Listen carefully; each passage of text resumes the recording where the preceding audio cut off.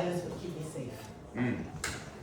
Talk less, smile more. Hamilton fine, right? But it wasn't. I was wrong. Silence was not protecting me, it was erasing me. One swallowed word, one unspoken truth at a time. Have any of you ever thought of your voices as dangerous? Dangerous to the status quo, dangerous to people's emotions and feelings, even physically dangerous, right? Show of hands. I learned very young that my voice could be dangerous, and I can see that a few of you also. But here's what I discovered. That the God that created me and created all of you did not intend for our voices to be silent. That's right. Tonight, as we gather here as children of God, a God who calls us worthy before the world ever named us broken, we begin the healing. He declared our worth long before the world used pain to define it. Wow. So, when you see me now, I thought I was going to give a little bit more of my intro. I've done a lot of things. I have taught thousands of students, led programs, done all manner of things. I co-produced a play on Broadway last year. Go ahead. Just life has been amazing. I have a wonderful husband that after 3 decades, I still like him. He's still adorable. That's amazing. That's amazing. I have 3 beautiful children, but it has taken a long time. I was not always heard. Wow. I've had to fight very hard to transform my silence into strength. Like all of us, I have many valleys. And though I will not pretend to know the extent of what some of you have suffered here in the room, I know what it meant to be afraid to use my voice. To have words feel dangerous and to have this belief that silence was going to save me. I learned the language of silence very young because too many words were not allowed in my house. We know that feeling, right? Yeah. Don't say too much. So books became my refuge. Books were the place where I ran because they never raised their voices. They never swore at me. They never turned on me all of a sudden. And they never hurt me. And I could disappear into the pages of books and write an entire new world for myself. Wow. And we can all do the same. But in the midst of that hiding, there was so much damage happening in the margins. So much. I have had this body since I was 12 years old. All right, man. No. Because one stream of validation. Get it all right, girl. Listen. This one stream of validation came from all of the wandering eyes. The cat calls in the street. I was just a child. The eyes that lingered too long, and really hands that sometimes reached out to touch was not offered. That's it. And somehow I had been conditioned to think that this attention was normal. It's not normal. And the confusion of wanting to be invisible while also needing to be seen had me all manner of confused for so long. It was not safe to be a young girl in my own body. So while we had a little hooting and hollering in there, no. And I tried everything to find safety. I tried to be the overachiever, to over-prepare, to please people, to be above reproach. I was like a mama in my friend groups, always correcting and checking and just trying to be the best that I could. Trying to earn safety and validation when I really should have been earning that at home. Right. It shouldn't have been so hard. But that was not the case. My mama, bless her heart and her soul, her treatment and her criticism was relentless. Every day she shared new evidence of my continued worthlessness. Wow. And even when I could, many years later, when I could leave, I didn't. A lot of us stay, right? Yeah. We stay. And it wasn't until many decades later, really the last year of her life, where I received some of that acknowledgement and that validation that I should have gotten all along. But still, deep down inside, hopefully you can still hear me in the back when I move, because really I gotta move, right? Thankfully, I knew that God had a plan for me. That's it. Everywhere that we were, everywhere that we moved, because we moved relatively often, we moved, my mother always found a church for us, right? She always found a church, and to this day I thank her for that. And even though church was not always safe, it was not always safe because the eyes and all of the things were still sometimes there too. The word reached me. The word reached me. Come on. For I know the plans I have for you, declares the Lord. Yes. Plans to prosper you and not to harm you. Plans to give you hope in a future. So many years later, I still get goosebumps. Jeremiah 29:11, that is my scripture. It really saved me so many times. And it would take many years, though, before I totally understood what it meant. But it did give me comfort at that time. And it was really because of the prayers of my sister, Mildred, may she rest in peace, and the prayers of some really amazing few great women who carried the messages of God's grace and love and peace that saved me. My good friend Mackie, who is not here tonight, my dearest darling queen, Jackie Alfonso there with all her glitter and fabulousness. You go ahead. And it was really with them that I learned that I was worth more, that I deserved more. And really through working with thousands of women over the years, sitting beside them as they found their voices, as they found courage, as they discovered their worth again, something, even though, some have endured such horrors, really horrific things, I know that all of us need the same thing. And that is really to believe that we matter again. We need to believe that we matter. And as soon as I discovered the power of my voice for myself, through teaching, through advocacy, through really just refusing to shut up, refusing to be silent, right? I knew I had to help others with that same courage to use their voices. I needed to be prepared to speak. I should have my water up here. Because silence is not safety, it is really self-erasure that's disguised as peace. So, have any of you ever calculated the cost of your silence? Has anybody ever done that? Yeah. I have done that calculation. Thank you, honey. My silence has cost me years and years and years of joy. It's cost me thousands of dollars worth of opportunities that I did not pursue, countless connections that I never made. Have you ever considered what silence is costing you? What it has cost you? Yes. What it will still cost you Yes. if you continue to stay silent? I know for many of you, your story holds a lot of broken trust, nights that you wish would end quickly, and days when you did not know whether or not tomorrow would be a better day. Wow. I know that we didn't ask to be warriors, right? But here we are. And I think that too often the world forgets to tell you that, wow, you're surviving is astonishing. It is a miracle. You are a miracle. Do you know that you are a miracle? Yeah. And as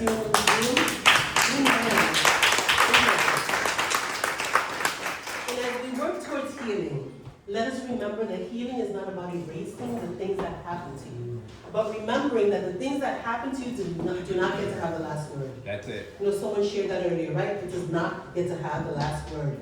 And we forget, because sometimes we get so good at surviving, that we forget that we are made for more.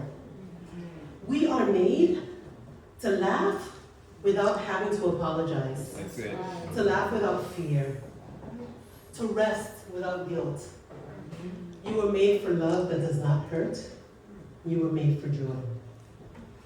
So, while it may not always feel that way, in my journey I have sat beside women in shelters with their babies asleep in their laps, and business owners, CEOs, women who look perfect on paper and yet they do not see their value, they do not see their worth. And I have seen them whisper themselves back to life. So it can be done, and we can all do it too. And that is my life's work now. creating spaces where women remember who they are, that their voices matter, that they are fearfully and wonderfully made, that they are masterpieces. And the work remains the same, right? I think about a woman at a recent workshop who said, she said she had finally told her family about something that happened 20 years ago. She said, I thought it was going to break my family up, and that it was going to break me. But she said, instead it broke chains. I was like, oh, that's poetry. Instead it broke change. And that is what we need to do more of. We need to speak up to break those chains. There are 4 things that I want to leave everyone with. Speaking up is self-care. Yeah.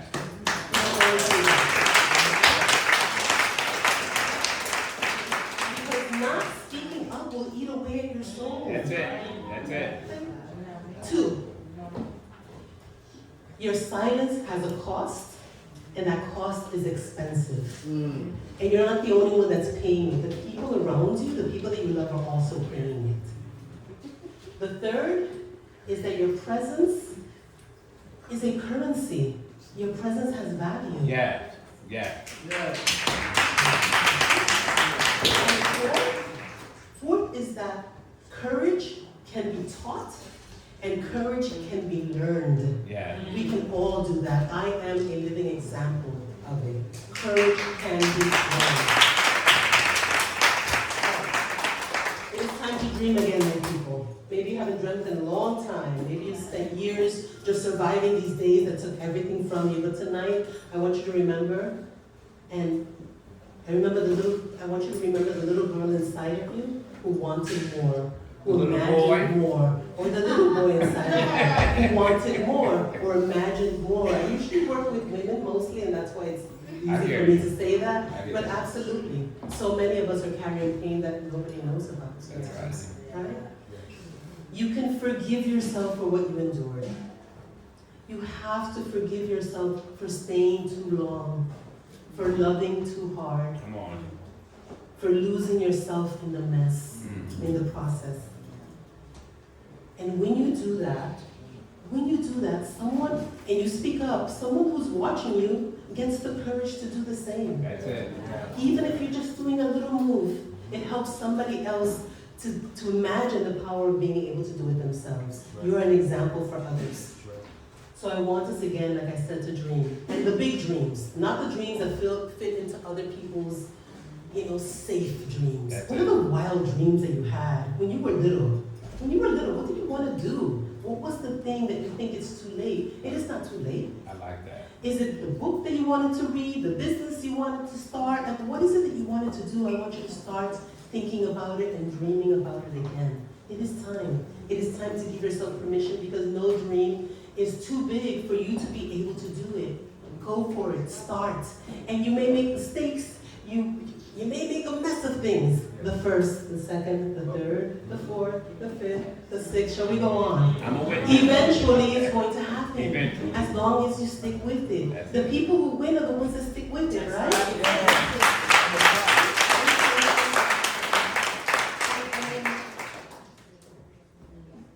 We say whatever we say. So, I would like to tell everybody that under your plates there's a little something I left for you. Oh, let me see. You'll find cards. There's a little something in those cards. And the front of those cards has some words for discussion, some words for encouragement, and so you can talk about them during your dinner. And the back of it has some next steps. Okay. They're actually assignments. Okay. Because the work of healing is work. It's work. It's work. That's it. Right. The QR code is going to offer you 3 things. The first is a free community where women practice visibility together every week. We just do it together. It's very simple. You get a practice. We follow up with each other. We encourage each other. Because it's work, as I said. Number 2 is you can scan it and you will get a series of writing prompts so you can begin writing your chapter tonight. 15 days worth of writing prompts. Begin to write your new story, your new desire. And the last, if you're ready to stop silencing, I have a 2-day intensive that's called the Visibility Intensives. It begins in a few days. it's Monday. You can choose that. When you scan the QR code, it'll give you 3 options. Take what you need, leave what doesn't work for you. But I did have, in the last cohort, 100% of the women who participated reported speaking up within 21 days in situations where they had kept silent for a very long time. So take a few seconds, scan it, check it out, and let's see where we go. Take what serves you. And right now, really, if you feel safe, I'd like you to do the same that you were told before. Turn, look at somebody at your table, smile, nod, reach out and squeeze somebody's hand. Let them know that you see them. I see you. You see them, that you matter.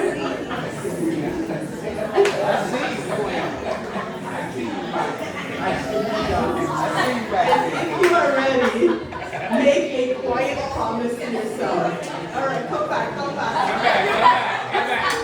Make a quiet promise to yourself. They were singing too much. Make a quiet promise to yourself to reclaim what you have left behind. Yes. You do not need witnesses for that part. And to T.R.A.P.A, I want to thank you. I want to thank T.R.A.P.A. Yes. Because they create spaces for transformation. Yes. New job.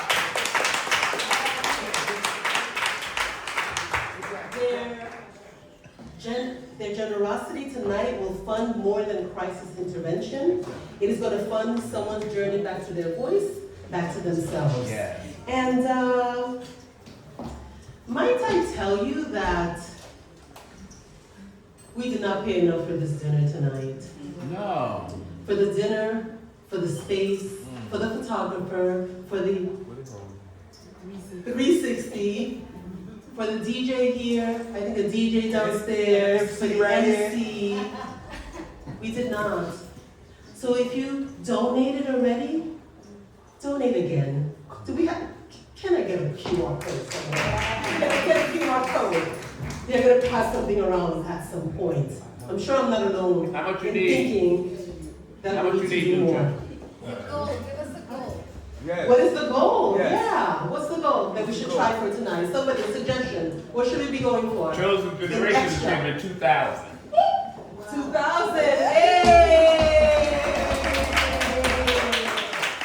So here's some more. Come on. Who's next? Come on next. Come on. This is it. Can you We got 2,000. It doesn't have to be 2,000. Who can give an extra $10? Come on. Who can give an extra 20? No hands are going up. Oh no. Are we supporting the cause or we're not supporting the cause? Yes. What's I go on? My husband will say, what's I go on? Yeah. What happened? What happened? Listen, I'm not kidding. We're getting a QR code and we're hoping somebody's going to send some checks and do a little bit more. You got to QR help. code? He's Okay. going to get it. We're going to have it next to the food. That's what we're going to put it. All right. Next to the food. All right? Get that part. Yes. And to our city officials and to our leaders. Tomorrow, a survivor story is going to crash into your system. What are they going to find when they get there? Come back to me. Is she going to find an organization that's going to see her? Or an organization that's going to silence her again? Is she going to find an organization that asks her to repeat the same story 17 times? We need nurses who recognize abuse. We need workplaces where it is safe to report things without being afraid to risk your jobs. Yeah. We need schools that are teaching consent in addition to math and reading and all that other stuff. So leaders, your decisions become someone else's lifeline. Please think about it that way. And to those supporting someone that you love, may you find the balance between holding space and honoring their boundaries. That is really important. That's it. They have their boundaries. Give survivors the time that they need. Hold space, honor their boundaries, love them through it. And to everybody else, to all of our survivors, you are not what happened to you. Yes. You are not what was done to you. You are what God is still doing to you. That's it. What God can still do for you. You are not broken. You are being rebuilt. You are not behind, you are becoming. And every time that you choose to heal, to hope, and to choose tomorrow, heaven calls it a victory. So please, you've already done the hardest part, you have survived. Everything else is yours to choose. May you wake up tomorrow knowing that the story, your story, is still being written and you hold the pen. And may you move forward, one audacious step at a time. From silence to strength to the grace to begin again. Awesome.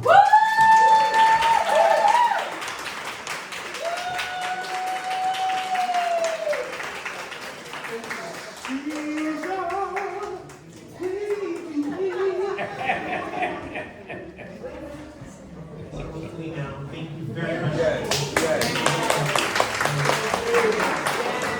Did she not do an amazing job? Amazing. Yeah. A little bit of hope or a lot of hope? A whole lot of hope. So we're looking for the QR code. We do have a QR code. We're going to go through the same system that we were using before. I'll have it sent to you. I have all your emails. So I will send you an email. And I also have the QR code. I'll have it tonight available for you to, if you would like to make a donation. Johnny White is a lot more better than that. Okay, so I think we are ready to eat. So let's see if I'm getting the code. It's ready? I'm sorry. Oh, well. All right, so. So if anybody would like to start, we can start with the back table. Table number 12. And we can just work our way forward. Or I'm sorry, don't give me a hard time, please. All right, so the back table is going to start, and then right after that, and then phone forward. We can do the back. Who has the QR code? The back table. So that way they can. Who has the QR code?